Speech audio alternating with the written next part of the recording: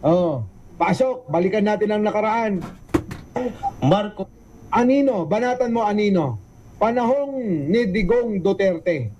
Pakinggan nyo ang banat ni Anino rito ha.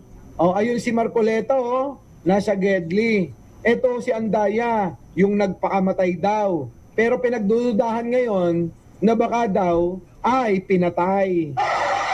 Dahil dito sa kulang-kulang 400 bilyon na inexpose ni Andaya ano ba yan? Kumapit o kumalawit o sumabit? Sumabit si Marcoleta. Note, Marcoleta did not play an active role in Andaya's high profile. Active role in Andaya's high profile. House Rules Committee. Nako, eto na. Pakinggan nyo ha. nakikita niyo yan? Marcoleta at Andaya. Sila ay mga dating congressman. Ngayon si Marcoleta ay senador na. Yan ay mga panahon na nagkakaroon ng investigasyon patungkol sa mga flood control issues at scam noong panahon ni Duterte. At Kita nyo mga kababayan, panahon ni Duterte, nabuksan na ho ang issue ng flood control scam. Ayan take note. Note nyo yan. Panahon ni Duterte, mga kababayan, talamak na ho ang alin, mga kababayan? Alin? Yung pong flood control scam. Panahon ni Duterte yan tuloy. Administrasyong Duterte. Yan. 2019, nagkaroon ng mga probe patungkol sa mga alegasyon ng issue sa flood control. Nabulgar nga ng House of Representatives nung taong iyon na merong 332 billion pesos na Ang laki mga kababayan, 332 billion na mga flood control scam ang nasasangkot. Panahon na ho ng mga Diskaya yan. Panahon na ho ni Curly. Panahon na ho ni Sara Diskaya. Yung mag-asawa na mahilig sa payong. Payong na kaya bumili ng mamahaling sasakyan dahil sa payong. At bata nila Digong yan. Bata ni Bongo dahil nakakatransaksyon, nakaka-joint venture nila. Di ba? Tanong, tuloy. flood fund scam. Sabi nga ni Nonoy Andaya noon ay yung DBM ay nagkaroon ng 14 billion budget insertion sa unprogrammed funds Nako! sa flood control noong taon na yon sa 2019 budget. At Kita nyo, 2019 budget, gawain ni Digong pala ang mag-insert. Tapos ang kanilang pinapasama si Pangulong Bongbong. Yung pala, gawain talaga nilang mga hayop na to.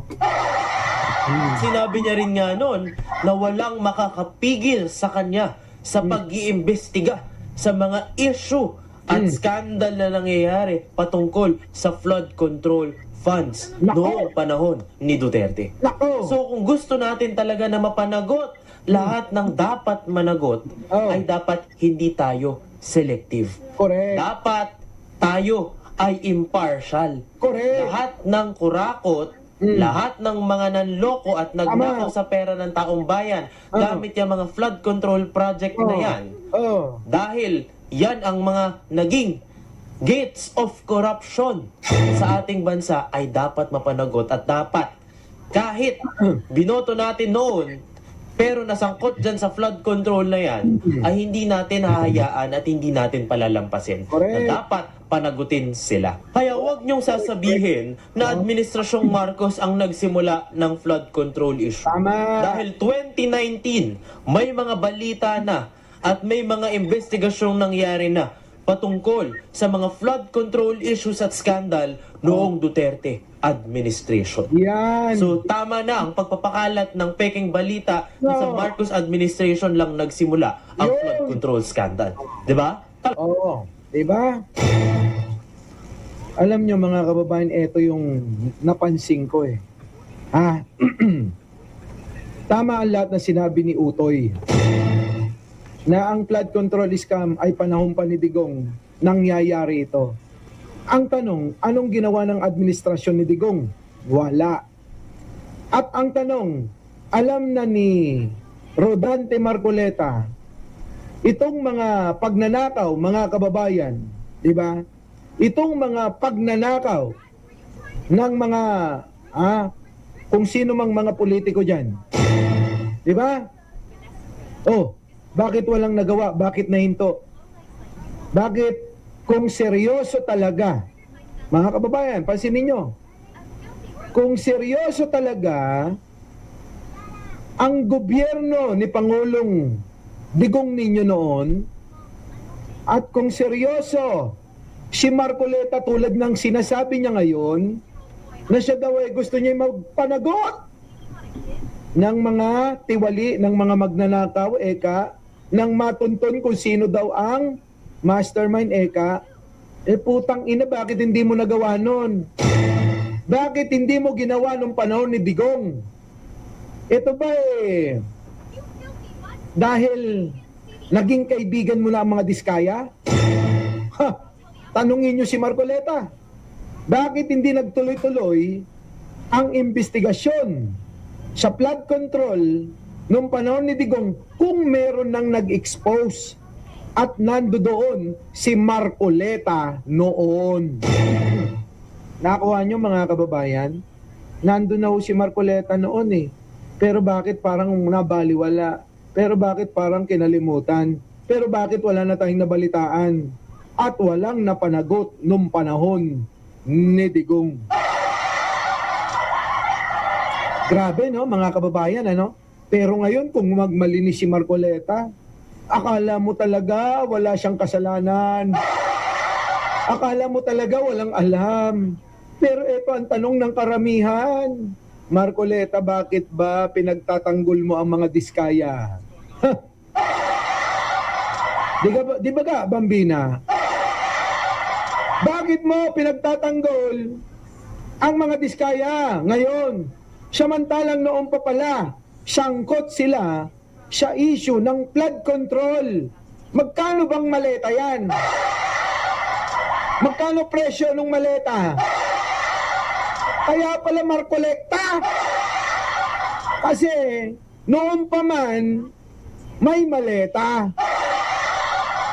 Nakuha nyo mga kababayan ko. Kaya ho ngayon tila tingin ko walang sumama Tingin ko kay Marcoleta ngayon mga kababayan, alam nyo, mukhang hindi ho sinang-ayunan ng hinihingaan niya ng saklolo dahil siya'y nasasadlak ngayon sa isang matinding problema. Itong kanyang warrant of arrest na lalabas at poposas. No. Mga kababayan, poposasan si Marcoleta. Ano ang sabi niya? Ay, hindi na ho ako papalag. Hindi po ako tatakas. Haharapin ko na lang. Baka pag tumakas ka, dakmain ka sa piluka mo. Mas nakakahiya yun kaysa dyan sa kaso mo. Di ba, Maring Che,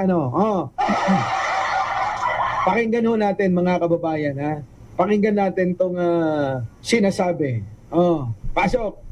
Senador Rodante Marcoleta na hindi ho siya manlalaban. Sakaling arestuhin kaugnay ng kasong plunder at indirect bribery laban sa kanya.